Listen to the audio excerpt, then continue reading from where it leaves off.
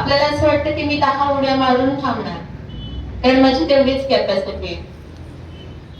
पण आपली कॅपॅसिटी त्याच्या खूप पुढे असते.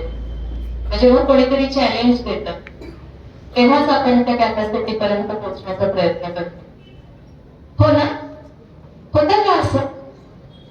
मग आता बघू बरं किती छान टाळ्या वाजवता येतात स्वतःच.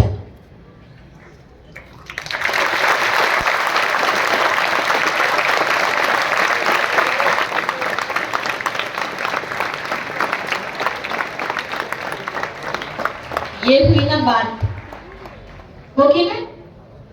सो प्रत्येक वेळी आता ह्या गोष्टीची आठवण ठेवा.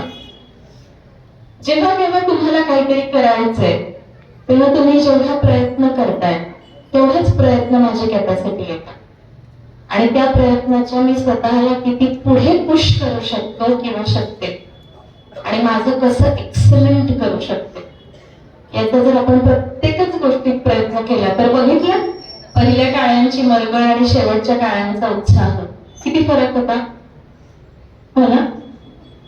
सो प्रत्येक वेळी जेव्हा प्रयत्न थांबवाल तेव्हा त्या क्षणाला 1 सेकंद विचार करा की मी याच्या पुढे जाऊच शकणार नाही का?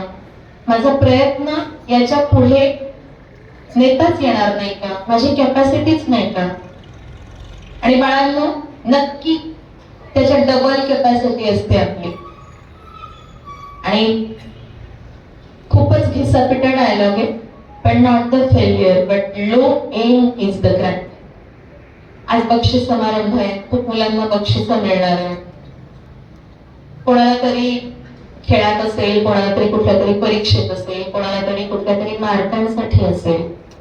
प्रत्येक जण स्वतःतलं शोधा की मला कशात, मी स्वतः मला असं वाटतं की मला कशात बक्षीस मिळू शकतं आणि माझ्यात असं काय आहे की जे छान करता येईल. शाळा, परीक्षा, अभ्यास, मार्क हे आहेच, हे प्रायमरी असणार आहे, रोटी कपड्यावर मतांसारखं. पण त्याच्या पुढे जाऊन आयुष्य काय आहे, त्याच्या पुढे जाऊन एक एक्स्ट्रा कॅपॅसिटी माझ्यामध्ये काय आहे, आणि ती प्रत्येकात काही ना काही असते. कोणाला तरी छान बोलता येतं, कोणाला तरी छान लिहिता येतं, कोणाला तरी छान गाता येतं, कोणाला तरी छान डान्स करता येतो. काहीतरी एक अशी गोष्ट असते की जी आपल्याला एक एक्स्ट्रा छान करता येते बाकीच्यांपेक्षा. ती शोधा, ती तुम्हाला आनंद देणारी असणार आहे. कदाचित प्रत्येक वेळेस बक्षीस मिळेलच असं नाही, पण ती शोधा आणि त्याच्यासाठी काम करा. सन्माननीय व्यासपीठ, उपस्थित सगळे शिक्षक वृंद, उपस्थित सगळे शिक्षकेतर कर्मचारी, काही पालक वृंद उपस्थित आहेत, आणि सगळे विद्यार्थी मित्रांनो, मैत्रिणींनो, आता ना आम्ही शाळेत येता येता 2 मुलांनी गेटवर मस्त काहीतरी वाजवलं. किती जणांनी ऐकलं? कसं वाजवलं? कसं वाजवलं? छान ना? त्यांच्यासाठी एकदा टाळ्या. कुठे आहेत 2 मुलं? त्यांना ऐकू गेलं का?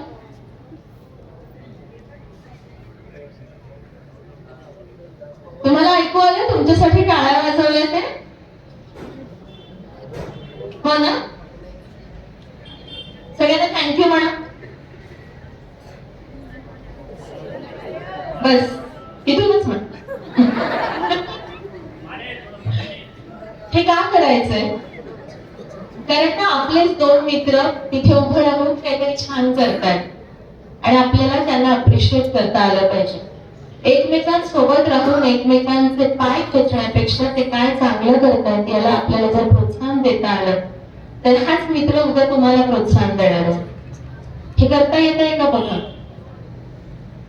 माझी मैत्रीण, तिला चांगले मार्क पडतात, ती चांगली दिसते, ती चांगली गाते, मग याच्यासाठी मला तिला अप्रिशिएट करता येतंय का? किंवा माझा एखादा मित्र चांगले मार्क पाडतो आणि मग सगळे शिक्षक त्याचं कौतुक करतात, पण मला त्याचं कौतुक करता येत आहे, हे बघा. खूप महत्वाचं आहे ना. एक छोटीशी गोष्ट आहे. एका वर्गामध्ये ना एक स्पर्धा सुरू असते आणि त्या स्पर्धेमध्ये उभं राहून बोलायचं असतं समोर.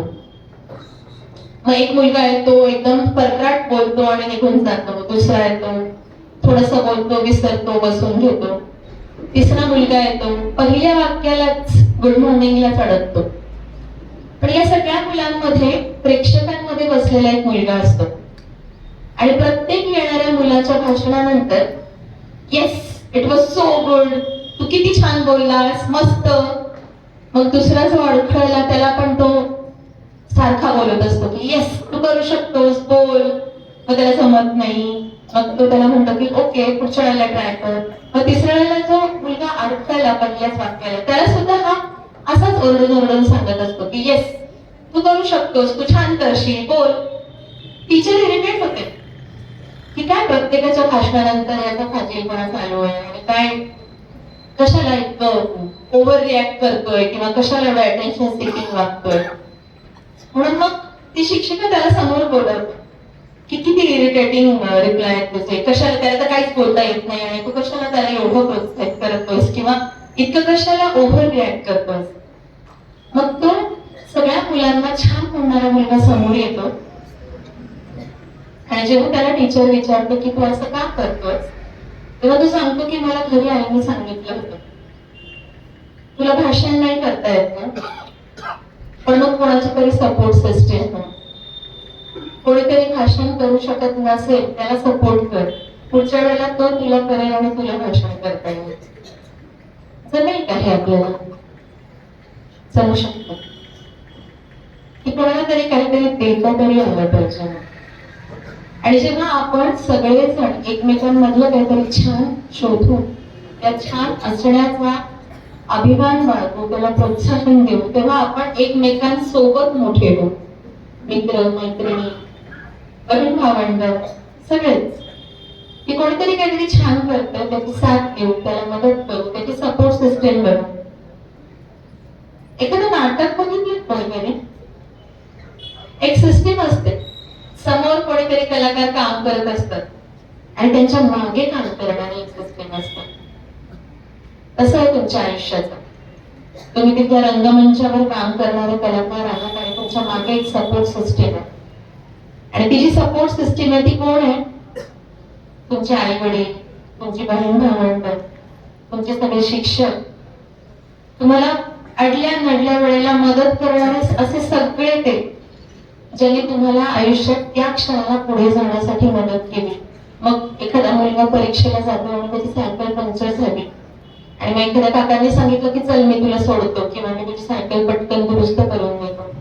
मग ती व्यक्ती सुद्धा ही सपोर्ट सिस्टीम आहे. आणि या सगळ्या सपोर्ट सिस्टीमला यशस्वी करण्याचं किंवा अभिमानित करण्याची जबाबदारी तुमच्यावर आहे. कारण आयुष्याच्या या रंगमंचावरचे कलाकार तुम्ही आहात, पण तुमच्या सपोर्ट सिस्टीमचा मान आणि स्वाभिमान उंचावण्याचं कार्य तुमच्या हातात आहे. आणि ते तेव्हाच सार्थक होईल जेव्हा तुम्ही तुमचं 100% कराल, हा कुठल्याही गोष्टीत असो. आणि एक छोटीशी गोष्ट सांगते की यशस्वी होणं हे पैशांमध्ये मोजू नका. आज कोणीतरी यशस्वी आहे किंवा कोणीतरी श्रीमंत आहे हे कशावरून ठरवलं जातं? किती गाड्या आहेत, किती बंगले आहेत, BMW आहे का, मर्सिडीज आहे का? मला असं वाटतं की त्या माणसासाठी किती माणसं चांगलं बोलतात किंवा त्या माणसासाठी किती माणसांना वाटतं की मला याची मदत करायची, आणि ही खरी श्रीमंती असली पाहिजे. प्रत्येक वेळी तुम्हाला सगळ्याच घटकांना किंवा सगळ्यांनाच आनंदी नाही ठेवता येणार, पण किमान मी माझ्याकडून मुद्दाम कोणाला तरी त्रास होईल असं वागणार नाही, एवढं तर आपण नक्कीच पाळू शकतो.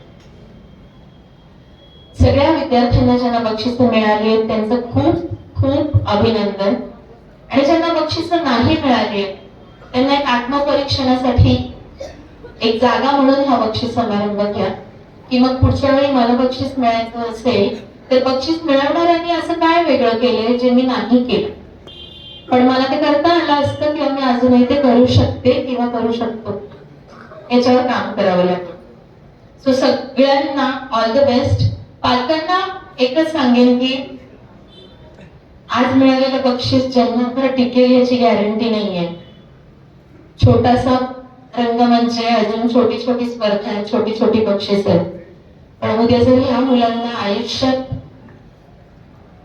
कुठल्या तरी एखाद्या क्षणी 2 पावलं मागे यावं लागलं, तर तेव्हा ही ते हेच मूल असणारे ज्याने इथे बक्षीस मिळवले, इथे जाणीव ठेवली आणि 2 पावलं मागे येताना सुद्धा आपल्या पाल्याला तेवढंच सपोर्ट करूया की ठीक आहे, यावेळेला तुला मागे यायचं आहे ना, तू कुठेही अस, आम्ही तुझ्या सोबत नक्की असू. आणि ही सेक्युरिटी जर आपण ह्या मुलांना देऊ शकलो तर खरंच ती मुलं शारीरिक, मानसिक आणि सामाजिक दृष्ट्या चांगली व्यक्ती म्हणून उभी राहू शकते. सगळ्या विद्यार्थ्यांचं खूप कौतुक, खूप अभिनंदन. आणि लक्षात ठेवा, आज किंवा या शाळेतून बाहेर पडल्यावर तुम्ही या शाळेचे विद्यार्थी आहात आणि या शाळेच्या प्रतिष्ठेला तुमच्या वागण्याने कधीही तडा जाणार नाही. ही जबाबदारी खात्यावर ठेवूनच इथून बाहेर पडा. हे वाक्य मी अगदी कठोरतेने बोलते. त्यामुळे या शाळेचं नाव, या शाळेतल्या कुठल्याही विद्यार्थ्यामुळे खाली जाणार नाही, हे कटाक्षाने पाळायचं. सगळ्या विद्यार्थ्यांचं परत अभिनंदन. ज्यांना बक्षीस नाही मिळाली आहेत त्यांना ऑल द बेस्ट पुढच्या वेळेला बक्षीस मिळवण्यासाठी. फक्त मग आज आपण ज्यांना बक्षीस मिळाले त्यांची सपोर्ट सिस्टीम बनवूया. Okay, thank you. धन्यवाद मॅडम.